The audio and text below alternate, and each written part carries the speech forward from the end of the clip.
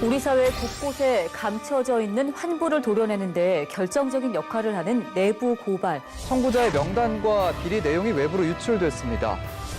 국민의 건강과 안전, 환경, 소비자 이익과 공정한 경쟁을 침해하는 것들을 세상에 알리는 용기 있는 목소리, 공익신고. 안녕하세요. 안녕하십니까. 네, 저는 이상희 변호사라고 합니다. 이재일 연구원입니다. 공익신고자 보호에 나서고 있는 이재일 연구원. 이상희 변호사와 이야기 나눠봅니다. 우리나라의 경우에는 이런 제보를 하려는 분들 또는 제보로 불이익을 당하는 분들을 보호하기 위해서 법을 이미 만들었죠. 네. 민간 영역에서의 제보자를 보호하는 공익신고자 보호법이 있고요. 그리고 공적 영역에서의 부패 행위를 신고한 분들을 보호하기 위한 부패방지법 두 가지가 있습니다. 이 법에서는 이런 신고 절차, 그리고 이분들을 어떻게 보호할 것인지, 그리고 신고 이후에 어떻게 조사가 이루어지는지, 신고에 따른 어떤 포상, 보상이 어떠한지에 대해서 자세하게 규정을 두고 있죠. 하지만 아무래도 비리의 제공자가 조직 내부에 있고 그리고 그 비리부터 문제점을 파헤치다 보면 더 많은 문제들이 생겨 나오기 때문에 아무래도 그 제보자들의 역할이 커지는 경우들이 생깁니다. 최근 대한항공과 아시아나항공의 사례를 보면요.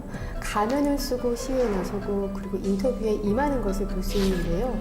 가면을 썼다는 것, 다시 말하면 그 익명성이 용기를 내는 가장 최소한의 수단이 아니었나 싶습니다. 실제로 이렇게 공익신고 문제가 조직 내에서 불거지면 조직에서는 그 신고자를 색출하려는 작업들이 이루어지기도 해요. 제보자분들이 겪는 고통이라고 하는 게 단지 왕따 이런 걸 넘어서서 사실 신변의 위협까지 느끼는 그런 상황이라는 거죠. 값싼 벙커 시유를 난방용으로 유통한 것을 밝혀낸 신인슬 선생님 사건을 좀 주목해 볼 필요가 있습니다.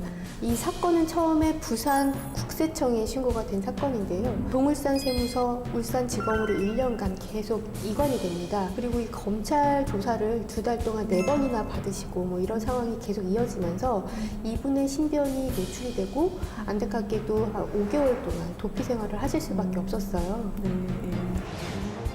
관련 법이 현실에서 잘 운용될 수 있어야 한다고 주장하는 공건식 씨. 그는 지난해 공익신고를 했습니다. 제가 화장품 제조회사의 임원으로 근무했었습니다. 화장품 제조회사에서 약 14종의 의약품을 생산하고 판매하고 하는 그런 사실을 제가 알게 됐습니다. 그래서 이것을 국민권익위원회에 공익신고하게 되었습니다. 소비자의 건강에 위협이 될 수 있는 허가받지 않은 의약품 판매를 신고한 뒤 회사를 떠나야 했는데요. 2번의 자천 발령을 받았고요. 그다음에 2번의 징계를 통해서 2017년 12월 7일자로 해고됐고요. 그 이후 1월에 회사 측에서 저를 업무상 배임으로 형사 고소를 했고, 저는 그것에 대해서 지금 무고죄로 맞고소해서 지금 법정에서 다투고 있는 그런 상황입니다.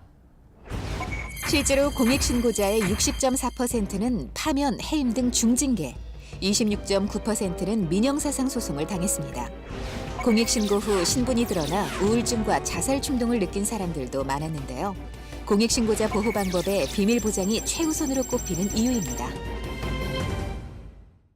우리나라 이런 제보자를 보호하기 위한 공익신고자 보호법하고 부패방지법에서는 이런 분들을 보호하기 위해서 비밀 보장 의무하고 그리고 불이익 조치를 못하도록 이렇게 규정을 하고 있죠. 그래서 비밀 보장을 하지 못하는 경우, 신분을 유출하는 경우라든지 아니면은 제보를 이유로 해서 고의로 신분상 불이익 처우를 하는 경우는 형사처벌까지 그렇게 하도록 하고 있습니다. 이렇게 법에서는 이런 제보자를 보호하는 규정을 두고 있지만 실제 많은 분들이 이 법이 있는지를 모르시는 분들이 많이 계세요. 그리고 공익신고자 보호법이나 부패방지법에서 이 신고자의 범위를 좀 제한적으로 규정을 하고 있어서 이 법의 안에서 보호받지 못하는 밖에 계시는 분들이 있어서 실제 입법적으로도 좀 문제가 있는 그런 상황입니다. 아마 공익신고 담당 부처인 국민권익위원회에서도 이러한 상황에 대해서는 다 인지를 하고 있지 않겠습니까? 네. 그래서 오는 10월 공익신고자 보호법이 전면 개정되면서 변호사를 통한 대리신고가 가능해진다고 하더라고요. 네, 예. 과거에 제보를 하셨던 분들의 요구사항이기도 하고 또 시민사회단체가 계속적으로 요구했던 것 중에 하나가 변호사의 도움을 통해서 익명으로 제보할 수 있는 제도를 좀 마련을 해달라라고 요청을 했고요. 지금 말씀하신 것처럼 이번에 법 개정을 통해서 그게 도입이 됐죠. 근데 어떻게 왜 완벽하게 익명성을 보장하지 못하느냐라고 의문을 가지실 수도 있는데요. 신고자를 위해서도 완벽한 익명성은 좀 위험해 보이기도 합니다.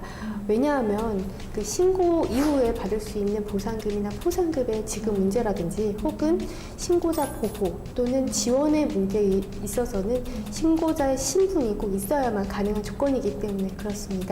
또 일부에서는 이런 익명성이 공익신고를 가장한 무고를 증가시키게 하는 원인이 아니겠느냐라고 우려를 표명하시기도 하시거든요. 이제 익명으로 제보하고자 하는 분이 안심 변호사에게 도움을 요청을 하고 안심 변호사가 그 제보 내용을 본 다음에 이제 그분들 대신해서 신고를 하는 거죠. 그 과정에서 변호사하고 제보자가 소통을 하고 자료를 같이 검토를 하고 사실관계를 좀 확인하기 때문에 말도 안 되는 제보라든지 아니면은 오로지 개인적인 이익을 위한 제보라든지 아니면 뭐 허위 사실에 바탕한 제보의 경우에는 어느 정도 걸러지는 부분이 있기 때문에 사실 운영만 잘 한다라고 한다면 이런 문제는 좀 해결되지 않을까 싶습니다.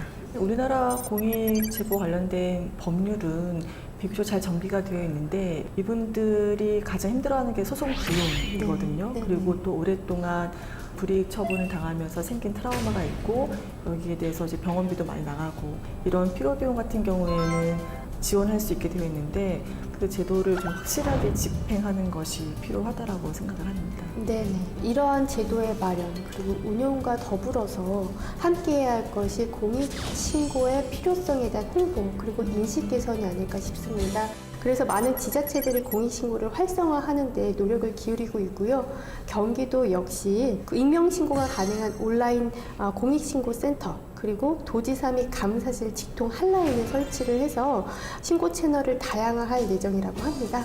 경기도가 적극적으로 이분들이 접근할 수 있는 그런 통로를 만들어주고 그리고 이분들이 위험으로부터 좀 자유롭게 신고할 수 있는 그런 루트를 마련을 해준다라고 한다면 사실은 이런 내부 제보 문화의 확산에도 기여를 할 것이고요. 또 내부 제보를 통한 어떤 부패 방지에도 상당히 기여를 할 수가 있겠죠. 경기도에서는 공익신고자 지원센터를 설립해서 공익신고자 보호에도 나설 예정이라고 합니다. 공익신고 자체가 어떤 것들로 인해서 좋아질 수밖에 없는지 신고의 효과성에 대해서 홍보가 좀 뒷받침되어야 사업의 성과가 좀 좋아지지 않겠는가 하고 말씀드려 보겠습니다. 어찌 보면 우리 사회는 이런 공익제보자분들이 큰 빚을 지고 사는지도 모르겠습니다. 아무리 법이 잘 되어 있고 법에서 여러 보장 규정들을 둔다라고 하더라도 우리 사회가 이분들을 보호하고 존중하지 않으면 그 법은 사실 의미는 없다고 봅니다. 빠른 시일 내에 우리 사회가 이런 것을 고민하지 않아도 되는 좋은 세상이 되지 않을까 하고 바라보겠습니다. 오늘 좋은 말씀 잘 들었습니다. 고맙습니다. 네, 감사합니다.